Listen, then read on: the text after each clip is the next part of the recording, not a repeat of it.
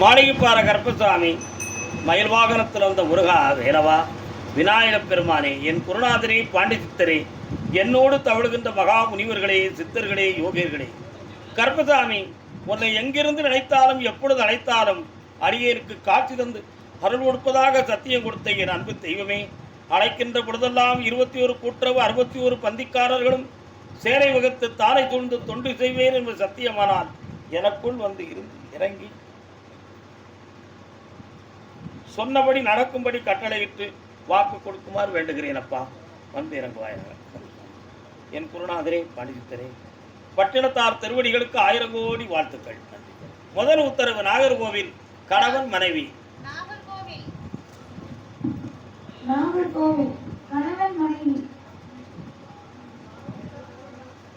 நோயுற்று தளராமல் நொந்தினியார் மெய்யே உன் திருவடிகள் கண்டு ஐயா சரணவென்று வந்த அன்பு செல்வங்களே.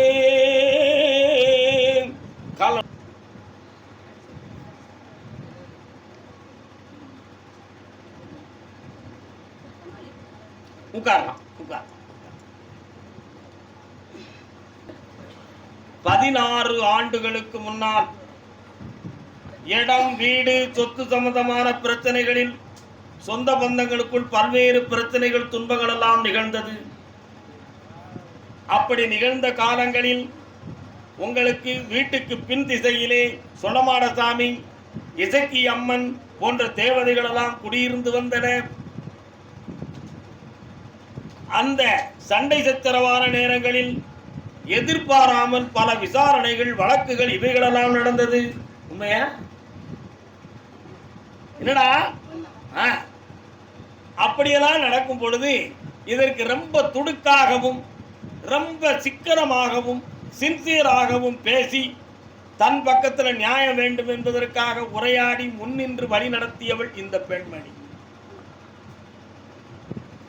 அந்த போட்டி பொறாமைகளை மனதில் வைத்துக் கொண்டு மந்திரம் ஏவல் செய்து மாயத்தில் சாரம் செய்து தந்திர நுட்பத்தினால் திறந்திழந்தாள் இந்த மங்கை. புரியுதா? இப்படியெல்லாம் நடந்துச்சு.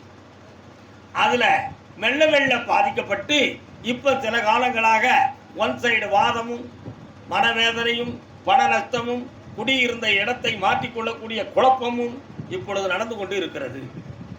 அதனால கருப்பசாமி, இதை சரியாக்க முடியுமா முடியாதா என்பது உங்களுடைய கேள்வி. கால் வந்துட்டு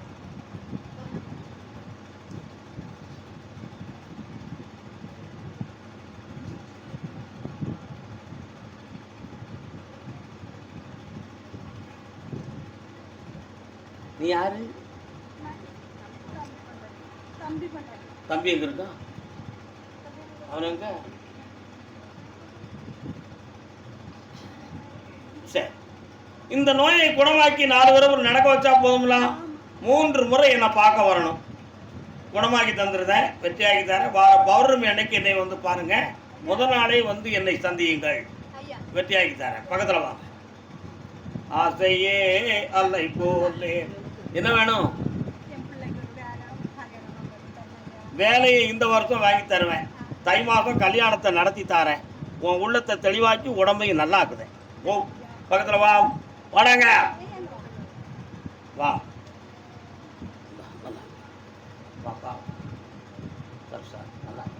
மதுரை தன் பிள்ளைய பத்தி கேட்க வந்தது யாரம்மா? கால் வந்துட்டு வா.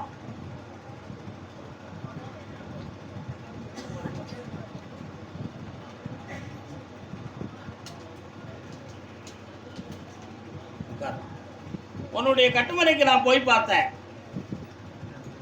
அந்த இடத்துல முனியாண்டி சாமியுடைய பார்வை அங்க இருக்கு. சரிதானா? இப்போ உன் பிள்ளைகளுடைய வாழ்க்கையில தொழிலை பற்றியும் அவனுடைய சுய நிம்மதியும் இழந்து இருக்கான். நிறைய பணங்களையும் இழந்து வாழ்க்கையை பிரிஞ்சிருக்கக்கூடிய அளவுக்கு சூழ்நிலை நடந்துகிட்டு இருக்கு. உண்மையா? காரணம்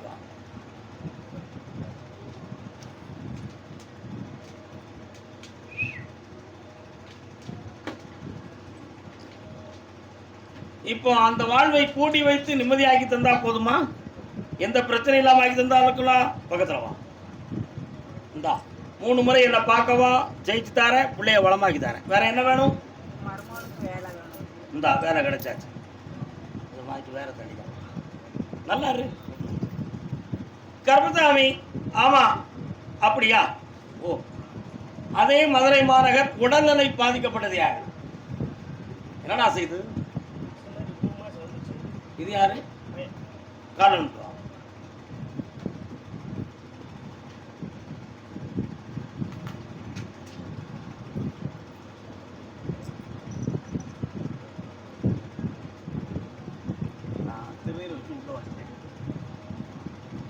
இன்னொரு தரம் கால் வந்துட்டு வாப்பா. நீ உட்கார். காலில் என்ன உனக்கு? எவ்வளோ நாங்கள்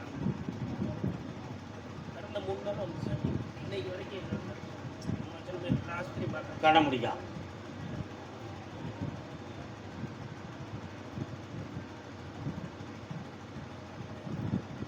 சரி, கால் வந்துட்டு வரலாம்.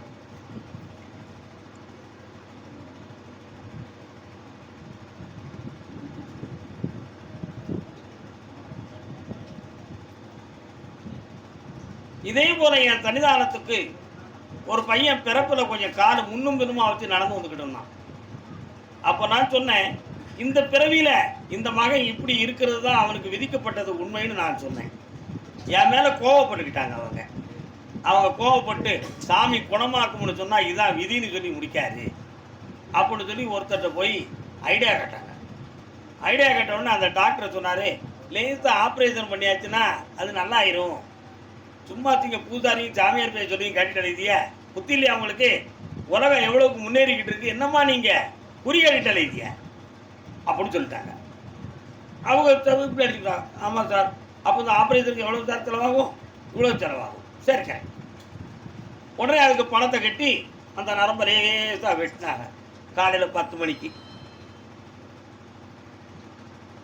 12 மணிக்கு நரம்பு மேலே போய் சுருண்டு கிடுச்சு.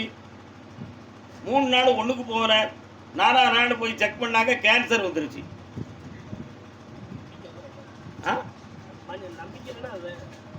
கடைசியில் பார்த்தா கீமோதெரபிங் பண்ணி பல லட்சம் செலவழிச்சு அதுக்குங்கிட்ட என் பக்கத்தில் வர முடியலை, என்கிட்ட கேட்கவும் முடியலை. அப்போ விதி அதுதானே. அதை மாதிரி இப்போ நான் உனக்கு சொல்கிறேன், இவனுக்கு பிறவியில் இந்த அம்சம் இருக்கு. வலி இல்லாமல் இருக்கிறதுக்கு வலியை நான் தாரேன். என்னடா வலி இல்லாமல் இருக்கிறதுக்கு வலியை நான் பேசுன்னு அவன் சொல்லுதான். உன் மண்டையில் எப்படி இருக்குது அப்போ செலவழிக்க வலிச்சு போய் சொல்லுதானே அப்படின்னு நீ கேட்க. நீ பல ஆஸ்பத்திரிக்கு நீ போயிட்டு வந்துட்ட. ஆனால் எல்லா பக்கமும் போய் தோடை ஆயிடுச்சு. நம்ம பையன் இதை ஏற்றுக்கிட்டோம்னா அந்த அறப்புறம் இல்லாமல் இருக்கும்படி நீ நினைக்கிறியா? கால் வந்துட்டுவான். அப்படியா? மாற்றி விட்டுருவோம், அவ்வளோதானே. கவலைப்படாதா, நான் குணமாக்கி தரேன்டா. 10 வயதுக்கு முன்னால் உள்ள பிள்ளையா இருந்தா நம்ம என்ன சொன்னாலும் வளைஞ்சு கூட கேட்டுக்கணும். 20 வயசு அடுத்து இருக்கிற பிள்ளைகிட்ட சுயமாக சிந்திக்கிற சக்தி இருக்கும். அதுகிட்ட போய் உன் அறிவை நீ தெளிச்சனா அதுக்கு எதிர்மறையாக தெரியும். அப்போ குடும்பத்தினுடைய ஒற்றுமை குறைஞ்சி போயிடும். உண்மையா? அப்படிங்கிற இவனுக்கு இப்போ சனி பகவானுடைய காலம் நடந்துகிட்டு இருக்கு. அந்த காலத்தின் சூழ்நிலை அவன் தலையில் ஏறி உட்கார்ந்துருக்கு. மனசுக்குள்ள வருத்தமும் துயர அலைகளும் கூடி இருக்கு. இந்த நேரத்தில் நீ ஒரு வார்த்தையை சொன்னு சொன்னா ஒன்று வீட்டை விட்டு வெளியே போகணும்னு நினைப்பான். அப்படி இல்லைன்னா நம்ம இருந்து எதுக்குங்கிற சிந்தனையில் எடுப்பான். இந்த வார்த்தை உனக்கு தேவையில்லை. 6 மாதம் என்னை தேடி வா, உன் மகனை ஒழுங்காக நடக்கவும் வச்சிருந்தா அவனை சந்தோஷமா ஆக்கிடுறேன். கால் ஒன்று வா. நீ கால் ஒன்றாடா ஆம்பளை.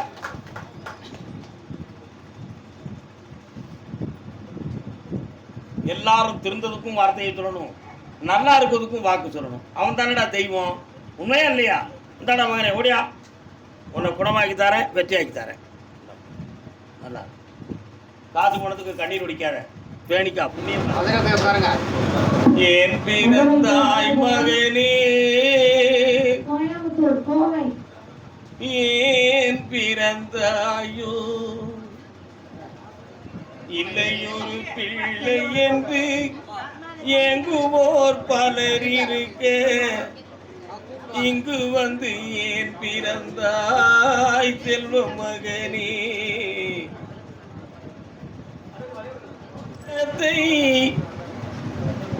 நானே அறியும் முன்னே நீயும் வந்து பிறந்தாய். கோயம்புத்தூர்ல இவ்வளவு மக்கள் இருக்கிறீங்களே, வந்தாச்சா? எங்க இருக்காங்க? ஒரு வார்த்தை சொல்றாங்க, கருமசாமி ஐயா என் மகனை திருத்தி கொடு அப்படின்னு கேட்டு வந்தவங்க, பையனை திருத்தி கொடுன்னு கேட்டு வந்தவங்க காலைல வந்து வரலாம்.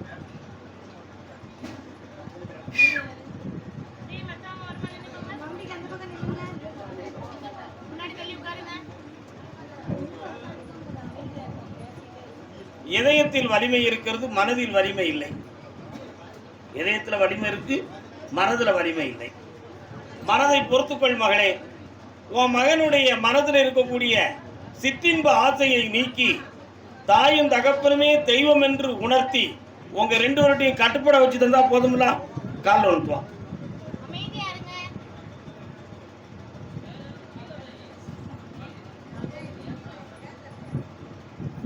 இந்தா செல்வ சிறப்பா இருக்க வைக்க மனசு மாறிடுவான், வெற்றி அடைவான்.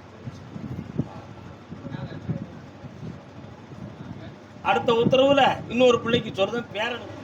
இது யார்? இது யார்? இவருடைய இந்த ரெண்டுமே உங்க குட்டிகள். இவர் யார்? இன்னொரு தரம் கால எழுத்துவாங்க. உட்கார்ந்துருக்கிறது ஏற்குமாரா உட்காந்துருக்கீங்க, கரெக்டா உட்காருங்க. இவர் யார்? உங்கள் தந்தையார். என்ன குட்டிப்பா?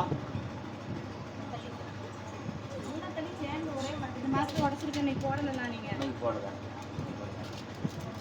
ஒண்ணுதானே உடைச்சிருக்கு பாரு. போடவே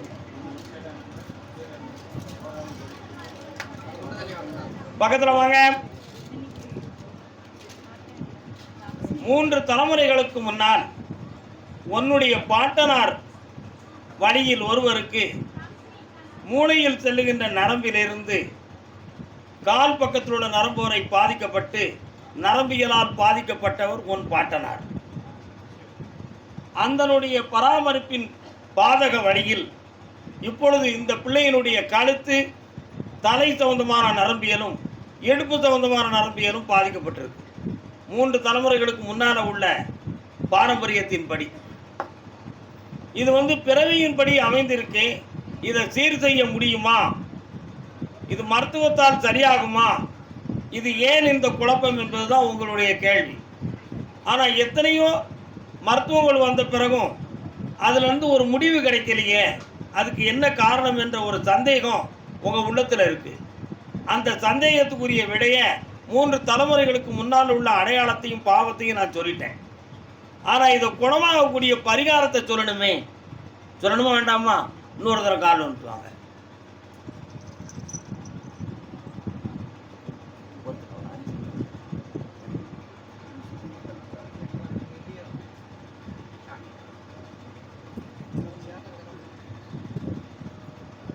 இது என்ன இந்த மாலைகள்லாம் யார் போட சொன்னா? செந்தூரா? சரி சரி, இதை போட்டுக்காங்க நல்லவன்னு சொன்னாங்களா? ஒன்றும் தவறு இல்லையே, அது தெய்வ சம்பந்தமான ஒரு அடையாள சின்னம் தானே. நான் சொல்லுறது கொஞ்சம் கேட்டுட்டீங்கன்னா நீங்க எல்லாம் தெளிவாயிருவீங்க. ஆமா, இந்த பிள்ளைங்களை கூட்டிக்கிட்டு காசிக்கு போக முடியாது. நீங்க பெற்றவங்க 2 பேரும் காசிக்கு போய் தீர்த்தம் ஆடிட்டு அங்க இருக்கக்கூடிய அன்னபூரணியை கும்பிட்டுட்டு என்னைய பாருங்க. இவங்க 2 பேருடைய வாழ்க்கையில இருக்கக்கூடிய உடல் ரீதியான பிரச்சனையும் மன ரீதியான பிரச்சனையும் தீர்த்து தரதுக்கு நான் தயாராகிருவேன். அதுக்கு முடிவையும் தந்துடுவேன். அதற்கிடையில அறுவை சிகிச்சையால் சரியாகும்னு சொல்லி ஒரு சில கேள்விகள் உங்கள் உள்ளத்துக்கு தெரிந்திருக்கு. அது சக்சஸ் ஆகாட்ட லைஃபே வேஸ்ட் ஆயிருமுங்கிற ஒரு சிந்தனையில தெய்வம் தீராதது உண்டா என்ற நம்பிக்கையில் என்னை பார்க்க வந்திருக்கீங்க. அதனால காசிக்கு சென்று கர்மத்தை தீர்த்து முழு மனிதராக என்னை அடையுங்கள். இந்த செல்ல மக்களை நான் நல்லாக்கி தரேன். கால் வந்துடுவாங்க. ஐஸ்வர்யமா இருக்கு இந்த மகளே ஓடியா. நல்லா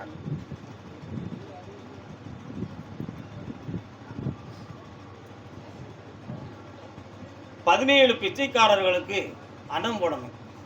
எப்போ? காசிக்கு போயிட்டு வந்து. சரியா? பிள்ளைகளை நல்லா ஆக்கிட்டேன், தைரியமாக இருக்கலாம். இந்த பிறவியில் நீங்கள் மகிழ்ச்சி அடைந்து விடுவீர், நிம்மதி அடையுங்கள். முடியாது, முடிந்தால் கூட்டு போகலாம். உங்களுக்கு இந்த சிரமத்தை பார்க்காம கூட்டு போயிட்டு வந்துடலாம்னு நினைச்சேன்னா கூட்டு போயிட்டு வந்துடுங்க. இல்லை இது ஒரு பிரச்சனையாக இருக்க நம்மளே போயிட்டு வந்து நினைச்சா போயிட்டு வாங்க. அதை நீங்களே உணர்ந்து விடலாம். இங்கே அன்னதானம் சாப்பிட்டுட்டு போங்க. சரியா? 17 பேர் 17 புண்ணியம் அடையுங்கள், ஆனந்தமாக இருங்கள். கர்மசாமி அதே கோயம்புத்தூர் எல்லை சகோதரியின் உடல்நிலையை பற்றி கேட்க வந்தவர் யார்? யார் அது? எங்க இருக்கா? கால் வந்துட்டுவா. இது யாரு இந்த அக்கா? அந்த அக்காளுடைய பொண்ணு. கால் வந்துட்டுவா.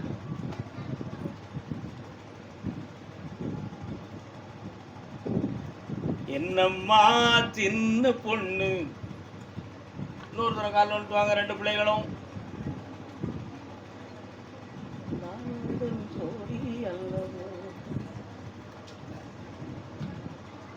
வரலாம்.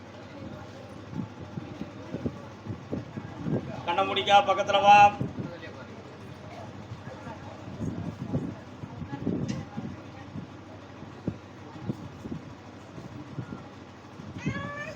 உன் இதய துடிப்பை போய் பார்த்தேன்.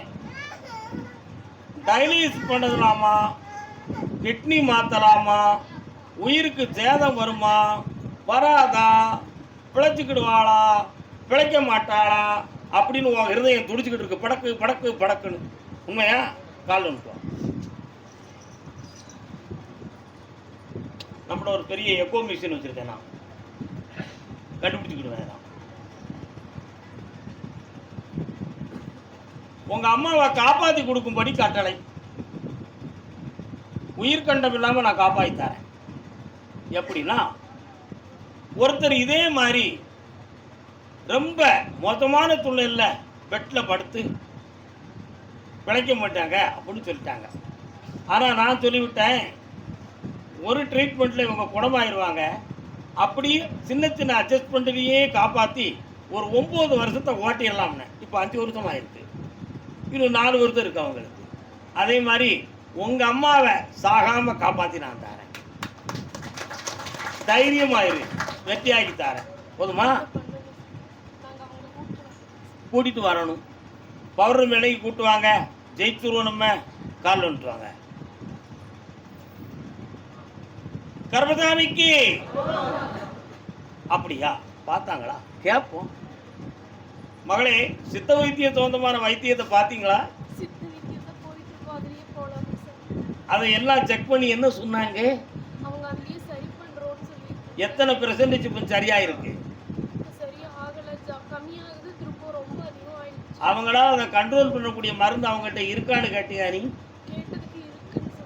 அதை ஏன் இப்போ உடனடியாக அவங்க சர்வீஸ்க்கு கொடுக்கலையா?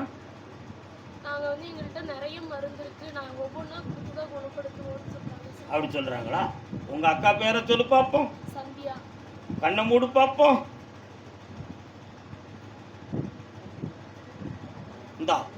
இந்த கனிக்குள்ள என் சக்தியை கொடுத்துருக்கேன். இந்த கனியை உங்க அக்காவை சாப்பிட சொல்லு. அந்த கிட்னிக்கு வரக்கூடிய தீய சக்தியாகிய கிருமிகளை அதை அரெஸ்ட் செய்யும். அந்த மருத்துவத்தை பலனுள்ளதாக்கி உயிரோடு எழுப்பி வாழ வைக்க. சுவாமியே, வா பக்கத்துல. பக்கத்துல வா. நீ அங்க தள்ளி போ. கண்ண மூடு. இவன் ஒரு குழப்பவாதியாச்சே. அடிக்கடி மனம் குழம்பிக்கிட்டே அடைக்குதிய. மெடிக்கல் சீட் உனக்கு கிடைச்சாச்சு.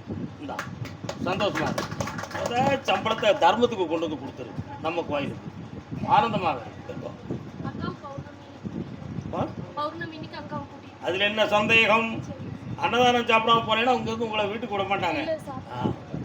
கர்மசாமி அதே கோயம்புத்தூர் எல்லை என் இடத்த விற்கணும் கருப்பசாமி, அதுக்கு எனக்கு வழிகாட்டுவீங்களா ஐயா?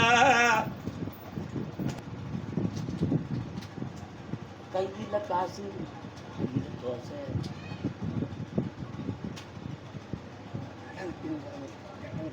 இடத்த கேட்கறதுக்கு ஆள் வந்துட்டாங்க, நம்ம நினைக்கிற விலையில நிக்க மாட்டேங்காங்க. சரிண்ணா, கொஞ்சம் ஒரு பாயிண்ட் நம்மளும் கொஞ்சம் இறங்கி போனா நல்லா தானே இருக்கும். நான் 2.45 முடிக்கிறதுக்கு ஒரு ஆளா இருப்பேன். இந்த அமுக்கிக்கா ஜெயிச்சுக்கா எல்லாத்தையும் நான் காப்பாற்றேன்டா, கால் வந்துட்டு வா. ஓ, நமக்கு ஒரு சரக்கு வேணும், நமக்கு வாங்கிட்டு வர விட்டுட்டானே.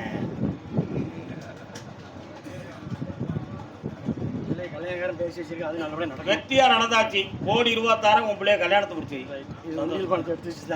நீ தான் கையில் எடுக்கணும், நான் எடுத்தா தப்புலாம். இப்பவுமே